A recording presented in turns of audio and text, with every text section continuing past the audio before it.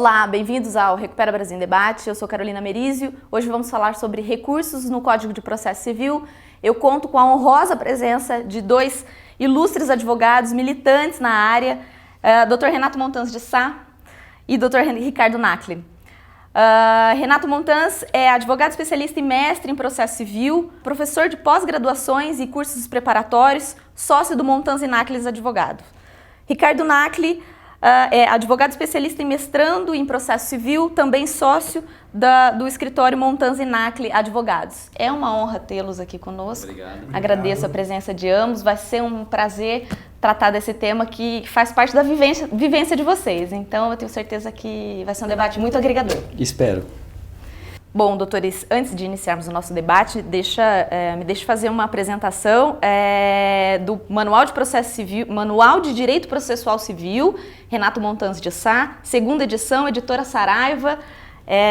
O Instituto foi agraciado com um complemento na sua biblioteca. É um prazer, uma honra, muito obrigada. Está aqui na segunda edição, mas a terceira edição já está... Vai sair em 2018. 2018? Exatamente. Tá ótimo, parabéns. Obrigado. E muito obrigada. Bom, doutores, poderiam passar, por gentileza, Renato, um panorama dos recursos nesses 2 anos de vigência do novo Código de Processo Civil? Carolina, primeiro é um prazer estar aqui, muito obrigado. Instituto Recupera Brasil, quero agradecer pelo convite feito ao nosso escritório para que a gente pudesse falar um pouco sobre isso.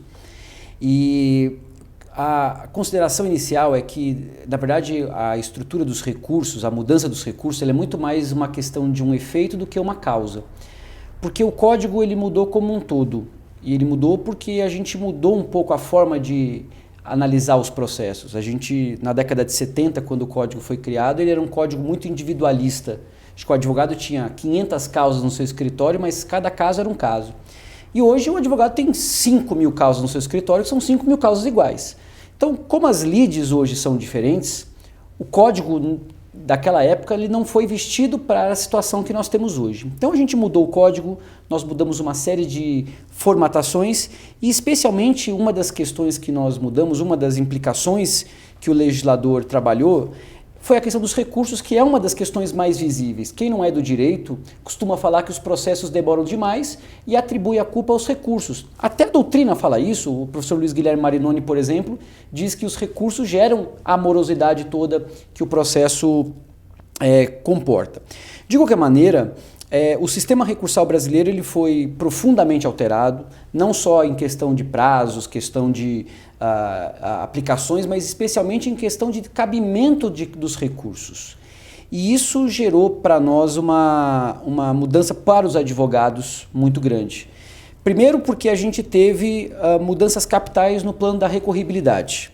Então hoje, por exemplo, advogados tinham mania de recorrer de toda e qualquer decisão e hoje nem toda e qualquer decisão admite recurso. E isso é uma situação, de certa maneira, complicada, porque o legislador, ele, apesar de ter pensado num arquétipo teórico perfeito, na prática as coisas não acontecem assim.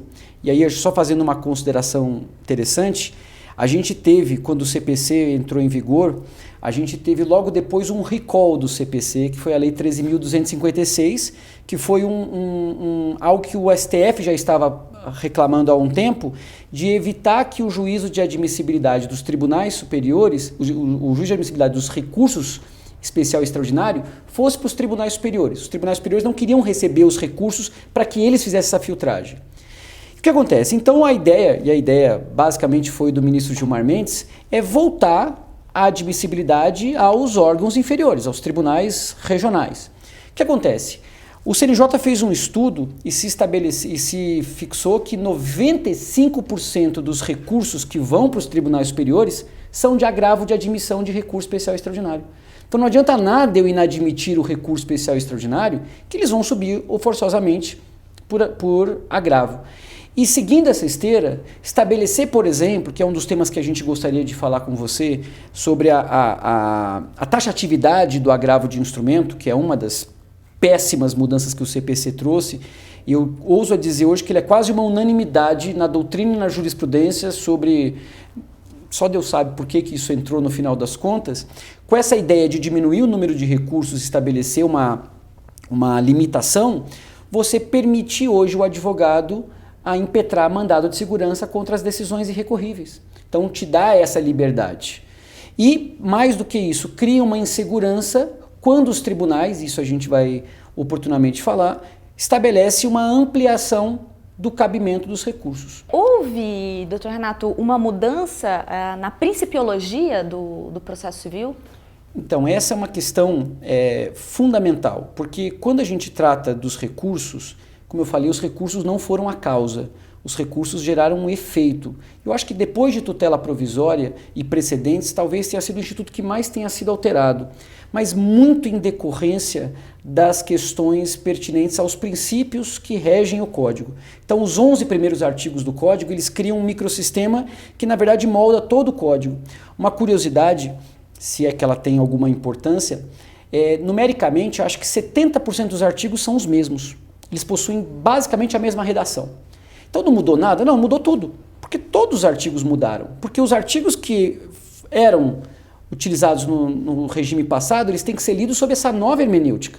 Então isso se aplica muito, por exemplo, no plano da primazia do mérito, que é um dos princípios mais importantes que o novo CPC adota.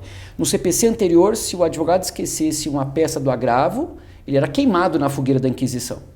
E no novo CPC, o juiz é obrigado a conceder prazo de 5 dias. Lá no escritório a gente teve diversos casos que até o Ricardo pode falar justamente sobre essas questões de como a aplicação da primazia do mérito ela pode se adotar nessas situações. Exatamente. Antes de mais nada, eu agradeço também o convite, o honroso convite. Parabenizo o Instituto Recupera Brasil por mais esse evento. E já entrando aí de carona na fala do Dr. Renato, o que acontece? De fato, teoricamente, um dos pilares do novo Código foi justamente o princípio da primazia do mérito, não é? Visou-se o que com isso? Sobretudo no que diz respeito à parte recursal.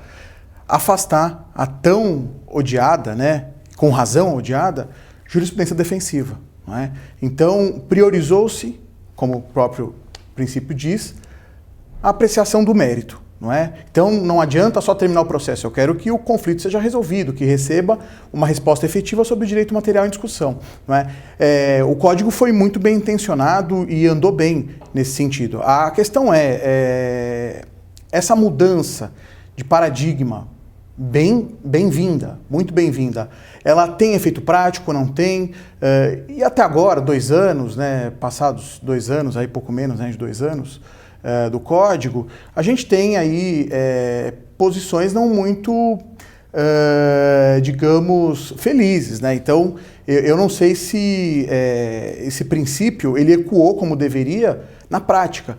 Como a gente sempre costuma dizer, a lei por si só não muda a cabeça do juiz, não adianta mudar a lei se a cabeça do juiz não mudar. Isso, sobretudo, nas instâncias de superposição, nos tribunais de cúpula, não é?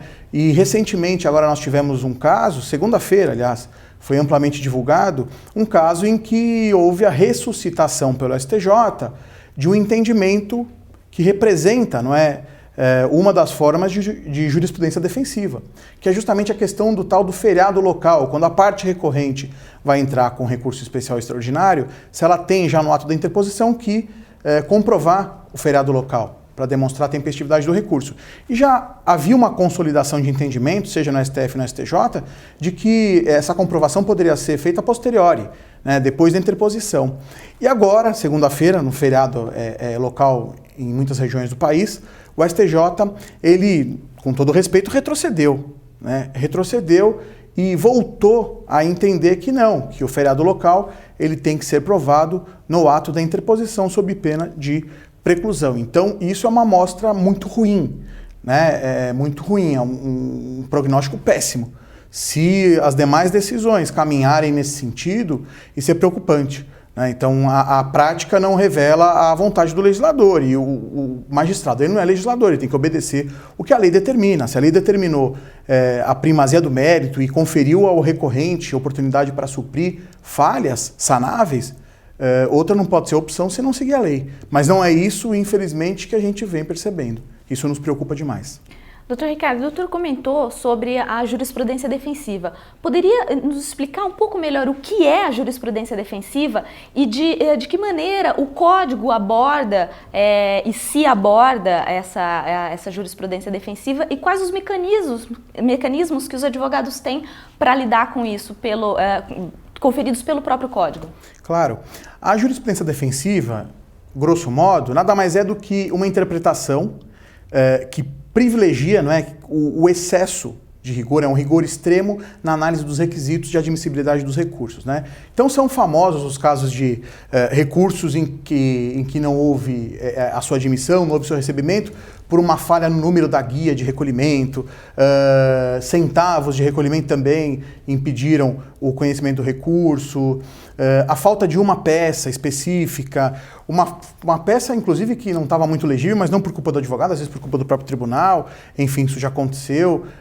Então essa é a jurisprudência defensiva. A jurisprudência defensiva é uma técnica de defesa, não é? Como o próprio nome diz, de defesa desse massacre processual representado pelo volume de processos. Ninguém nega o volume exagerado de processos que o Brasil tem, óbvio, mas eu não posso adotar mecanismos ilegais para combater isso, né? E a jurisprudência defensiva nada mais é do que um mecanismo, no meu sentir, com todo respeito, manifestamente ilegal, contraria um dos núcleos da cidadania, né? Que é o devido processo legal. O sujeito não tem acesso aos tribunais superiores por essa interpretação. Então, se você me falar o que o Código previu, não é, para que isso fosse superado, previu justamente a primazia do mérito. Então, sempre que possível, né, a irregularidade que impediria o acesso do juiz, né, a apreciação do juiz do mérito, essa irregularidade vai ser sanada, vai se oportunizar prazo para a parte sanar e o processo caminha adiante, porque o objetivo do processo é esse, não é resolver o mérito e não ficar preso em excessos de filigranas processuais, não é? Então, o Código ele previu isso, só que na prática a gente percebe que talvez os juízes não tenham ainda submetido a essa imposição que a lei determina, oportunidade para a parte resolver a irregularidade. Isso não foi feito, mas o Código está lá, não é? Então é uma questão de subordinação à legislação, é isso, né? De obedecer o que foi disciplinado pelo legislador. Perfeito, perfeito. E há outras situações, o Código, na verdade, ele estabelece, além da primazia do mérito, que é um princípio que não está escrito, tá? Ele está previsto em uma série de artigos, a gente tem uma série de artigos no CPC que estabelecem essa questão do prestígio da primazia do mérito e tentar fazer o declínio da jurisprudência defensiva. Então a gente tem o artigo 1007, que estabelece que se o advogado esquece de recolher o preparo, ele vai poder recolher a posteriori, desde que em dobro. Existe uma sanção, evidentemente, até para evitar uma chicana processual. Existe a possibilidade hoje, e uma das boas questões que o CPC trouxe, foi a abolição do recurso prematuro, o recurso prepóstero, né? O advogado que protocoliza o recurso antes do prazo, o STF tinha posicionamento do Celso de Mello e da época César Peluso, que entendia que o recurso era inexistente e gerava preclusão consumativa para você reiterar o recurso. Isso não existe, isso é um absurdo, porque o seu recurso não é intempestivo, ele é super tempestivo. Então, por conta disso, o artigo 218, parágrafo 4º do CPC aboliu a possibilidade de recurso prematuro. O artigo 1029 do CPC fala que, e aí também é um artigo meio folclórico, ele fala que os tribunais superiores podem sanar vícios que são convalidáveis para os recursos especial e extraordinário. Então, a falta de pré-questionamento ou a falta de repercussão geral, ela pode ser, de certa maneira, suprida pelos tribunais, se isso for possível. A gente tem também a possibilidade, o CPC adotou, pelo menos no plano da norma, a teoria do pré-questionamento ficto. O que acontece? Para você fazer um recurso especial ou extraordinário subir, é uma via crucis, né? Você tem que pregar um santo expedito na peça. E o que acontece? O grande entrave para os tribunais superiores admitirem os recursos, para os tribunais locais admitirem os recursos, é a presença ou não de um pré-questionamento, que é justamente um requisito subjetivo para a admissibilidade desses recursos. E eu dependo da boa vontade do Poder Judiciário, porque para que haja pré-questionamento, a matéria tem que estar no acórdão. Matéria não estando no acórdão, os advogados criaram um vírus para poder conseguir entrar no organismo do processo, que é os embargos de declaração para fins de pré-questionamento. O que acontece? Os tribunais começaram a não receber os embargos de declaração. Os advogados ficavam de mãos atadas. Então, qual foi o caminho que se teve? O STJ criou um caminho maligno, que é o caminho de a matéria tem que estar no acórdão, que era a súmula 211 do STJ. Então o advogado tinha que fazer um passeio para o tribunal, por negativa de vigência ao artigo, ou seja, depois de uma era glacial você conseguia fazer seu recurso subir. O STF adotava a teoria de que se o advogado fizesse tudo que estava ao seu alcance para tentar pré-questionar a matéria, pré-questionada a matéria está. E foi isso que se cristalizou no artigo 1025 do CPC, que estabelece que se o advogado entrou com embargos, ou pôs embargos para pré-questionar, e os embargos foram rejeitados, considera-se pré-questionada a matéria.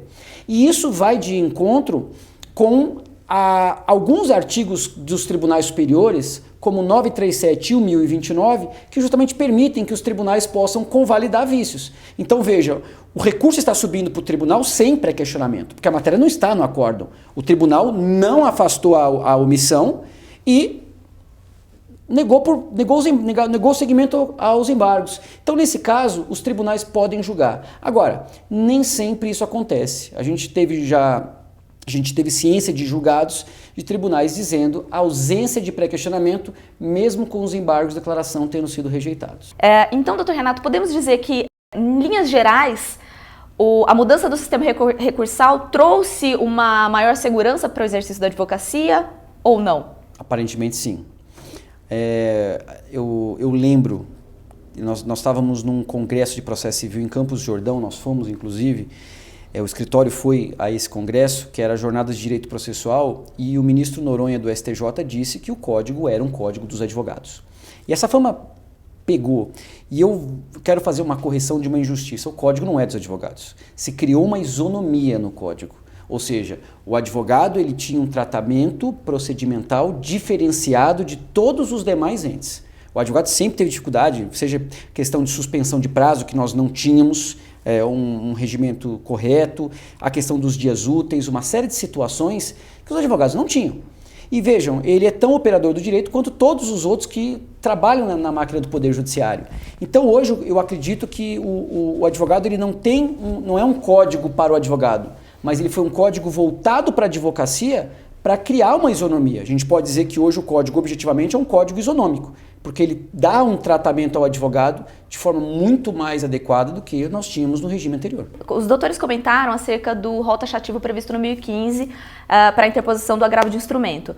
Nesse período de vigência do código, como os doutores enxergam quais os impactos desse rol taxativo e qual foi a evolução que a jurisprudência já apresentou em relação a isso? Esse certamente é um dos pontos de maior polêmica do código, né? Isso desde a época do projeto, enfim. Houve, enfim, o 2015, e sobre ele se debruçou a doutrina, uns falando, olha, as hipóteses que não estão lá não são desafiadas por agravo. E aí uma corrente menor falando, olha, há a possibilidade de uma interpretação ampliativa, extensiva do 2015, enfim, situações que não foram previstas, mas que certamente causarão algo que não foi pretendido pelo legislador, né? Uma economia processual que na verdade não haverá. Então, durante esse período de vigência do Código, nós tivemos agora recentemente uma decisão do STJ, que não foi publicada ainda, dizendo o contrário do que se esperava a doutrina majoritária. Então, é um precedente do STJ dizendo que o artigo 1015 ele pode sofrer uma interpretação extensiva. Então, afastou-se aí aquela análise restritiva. Foi especificamente num caso de incompetência. Então, isso criou todo um burburinho. Bom, e agora? Como é que vai ser? Será que agora vão abrir a porteira de vez? O 1015 não vale nada? E é aquela discussão de novo. Mas o legislador previu isso? O juiz pode desbordar da previsão legislativa, não pode? No meu entendimento, o posicionamento da STJ, ele favorece muito a advocacia.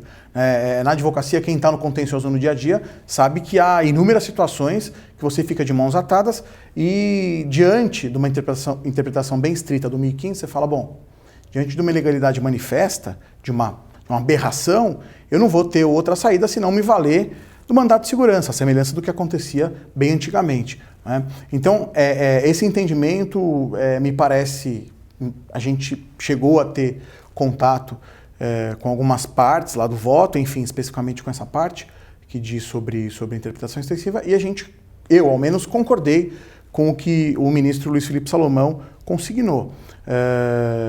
Agora, se isso vai se repetir nos demais precedentes, se eles vão ampliar para outras situações, é uma questão que a gente ainda...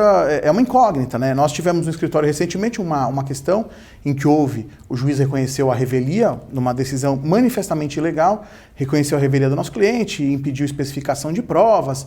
E essa situação, a rigor, não está também descrita, não está no rol do 1015. Mesmo assim, nós interpusemos um agravo, porque não havia como ficar de mero espectador, só vendo ali toda aquela ilegalidade sendo cometida para, no fim, na apelação, eventualmente levantar essa nulidade. Então, a gente interpôs o agravo e o Tribunal de Justiça aqui de São Paulo, né, o Direito Privado 1, recebeu o nosso recurso. Então, nós não tivemos. Eu acho que a tendência, talvez, na prática, seja ampliar para situações aí, como nós falamos, né, essas situações, não é abrir a porteira como estão falando, mas eu acho que eles vão, de uma forma ou de outra, conceder aí uma interpretação um pouco maior do que a que vinham defendendo, né?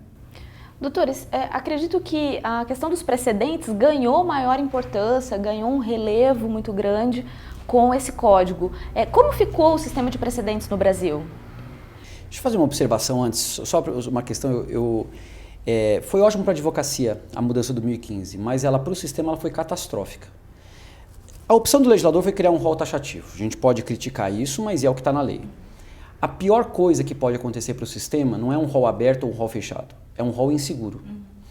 Agora você imagina um advogado que está diante de uma situação que não se enquadra numa das hipóteses do artigo 1015, portanto a decisão é irrecorrível, ou pelo menos momentaneamente irrecorrível. Aí você imagina que esse advogado resolva seguir a lei como se espera que se faça, e ele não recorre daquela decisão. Chega no momento da sentença, ele pode apelar e devolver para o tribunal, à luz do artigo 1009, parágrafo 1º, as situações que não cabiam agravo, não desafiavam agravo. E aí o tribunal diz que precluiu porque o STJ tem um posicionamento de que aquela situação, apesar de não estar na lei, é um entendimento que cabe recurso. Agora você imagina um advogado que faz uma situação dessa. Ele perde a possibilidade de voltar à situação. Agora pensa num outro lado. O advogado resolve, por cautela, recorrer. Aí o Tribunal de Justiça recebe o agravo dele e fala assim, não, essa situação não é recorrível. Inadmite o agravo dele. Aí ele fala assim, tudo bem, não admitiu, eu vou devolver pela apelação. Aí quando ele apela e traz aquela matéria, preclusão consumativa. Ou seja, não podia haver uma situação mais insegura do que essa. E aí eu quis fazer essa premissa para estabelecer como é importante que a gente tenha um sistema de precedentes forte. Acho que a gente estava conversando lá fora justamente sobre essa questão. O Brasil, historicamente, não é um sistema civil, um sistema common law. A gente não é um sistema de precedentes. E nós fomos educados pela escola do sistema francês, em que o juiz deve obediência à lei, o juiz é a boca da lei. E essa ideia do juiz ser a boca da lei, o tempo se encarregou de dizer que isso não era possível. Porque os juízes não podiam julgar exatamente como a lei, porque a sociedade muda. A gente tinha um código de 16 que falava direitos do marido e deveres da mulher. Esse código vigeu até 2002. A gente não podia interpretar a lei à luz de como ela foi confeccionada. Então a gente tinha leis casuísticas para um sistema mutante. E o que acontece na prática? O Código Civil 2002 ele permitiu uma abertura da norma, menos densidade semântica, permitindo que a gente tivesse textos que admitissem ampla interpretação. Boa-fé contratual, função social da propriedade, contrária à moral e aos bons costumes, e os juízes ampliaram a sua interpretação sobre uma série de situações. Soma-se ao fato da gente poder começar a adotar mais princípios, a sociedade mudou. Então os juízes começaram de uma estrita obediência à lei, a criar um sistema que a doutrina costuma chamar pejorativamente de jurisprudência lotérica. E o que acontece? A gente tem uma ideia de julgar de qualquer forma, porque o juiz tem a liberdade para decidir da maneira como ele quer. Os americanos têm uma frase que eles falam que eles usam muito na aplicação dos precedentes, que é o treat like cases alike. Tratar de maneira igual as causas iguais. Nem nos Estados Unidos e nem na Inglaterra existe um artigo de lei, tirando o Statutory Act, mas eles não têm um artigo de lei que diga juiz do presente, sigo a decisão do juiz do passado. E isso é um direito consuetudinário. Isso vem de 1000 anos da Inglaterra, isso vem de 200 e tantos anos dos Estados Unidos. E o Brasil não ia conseguir adotar a forceps o sistema de precedentes. Eu não vou conseguir falar para um juiz, olha, você a partir de hoje tem que respeitar as decisões do juiz do passado. Então a ideia brasileira, ela é uma ideia híbrida. A gente não é um sistema common law e acho que a gente abandonou o sistema civil law. A gente ainda mantém um pouco dessa verve civil law porque o juiz hoje, ele ainda é livre. Hoje um juiz de primeiro grau da comarca de Guaxupé, ele pode olhar para o STF e falar assim, tudo que o STF está decidindo, eu sou contra. Inclusive há autores brasileiros, como Cândido Rangel Dinamarco, que defendem essa posição alegando que a jurisprudência ela é circular. Ela é de cima para baixo, mas ela também é de baixo para cima. Então os juízes de primeiro grau continuam tendo liberdade para julgar em contraste àquilo que os tribunais superiores vêm sedimentando. Só que de um outro lado, para justamente fazer com que os juízes sejam compelidos a cumprir decisões judiciais, nós, vamos dizer assim, mudamos um pouco o conceito de precedente e a gente criou precedentes previstos em lei. Eu costumo brincar que são precedentes dolosos, né? Porque eles nasceram para ser precedente. Uma decisão ela não nasce precedente, ela é precedente quando um juiz do futuro aplica essa decisão. Então, quando a Suprema Corte Americana julgou Marbury e Madison, ela não era um precedente, ela virou um precedente porque os juízes do futuro foram aplicando. No Brasil, não. O Brasil, o precedente é doloso. Ele nasce um precedente. Porque o artigo 927, ele encarta um rol, que eu particularmente não concordo com tudo, que se estabelece 5 incisos que devem ser respeitados pelos juízes. Mas a gente tem um grande problema que dentro desse rol, que também não inventou a roda, a gente já tinha que respeitar controle concentrado de constitucionalidade, a gente já tinha que respeitar a súmula vinculante, mas a gente tem um grande problema, que são as súmulas. Os enunciados de súmula do STF e do STJ. Porque a gente tem súmulas Walking Dead, né? Súmulas que já morreram, mas elas estão perambulando pelo código. E a gente tem uma série de súmulas que não refletem mais o posicionamento contemporâneo dos tribunais. Então a súmula, ela não foi retirada do sistema, ela é no plano da validade adequada, mas ela não é mais o posicionamento dos tribunais. Então a gente tem que nos valer de posicionamentos como superação, de extinção, para que a gente possa trabalhar bem com esse sistema. Muito obrigada, doutores. O tema, ele permite discussões muito longas e eu espero repetir a dose, espero contar com os doutores aqui novamente para tratar de recursos ou outros temas não faltam, temas interessantes não faltam no Código de Processo Civil. Agradeço a presença, foi uma honra debater com os senhores. Muito obrigado. E se você gostou desse vídeo, curta e compartilhe e acesse a mais conteúdos no nosso site ou Facebook. Muito obrigada e até a próxima.